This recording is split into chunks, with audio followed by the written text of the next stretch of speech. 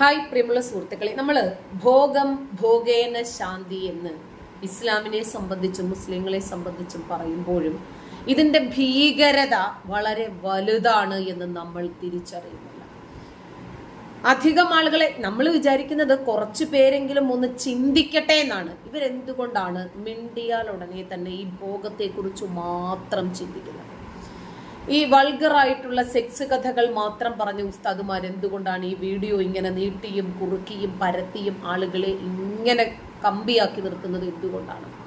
ഈ മതം സെക്സിനാൽ അധിഷ്ഠിതമാണോ എന്ന് ചോദിച്ചാൽ അതെ. ഇവിടെ ഇതൊക്കെ വർജിച്ചാൽ അവിടെ അതൊക്കെ നൽകാം. അതായത് 5 നേരം നമസ്കരിക്കാൻ പോകുന്ന ഒരു മനുഷ്യൻ എന്തിനു വേണ്ടിയാണ് നമസ്കരിക്കുന്നത് എന്ന് ചോദിച്ചാൽ സ്വർഗീയ ലോകത്തെ സ്വർഗീയ സുന്ദരിമാരോടൊപ്പമുള്ള സെക്സ് ആസ്വദിക്കാൻ, അവിടത്തെ മദ്യപ്പുഴയിൽ ഒന്ന് നീന്തി തുടിക്കാൻ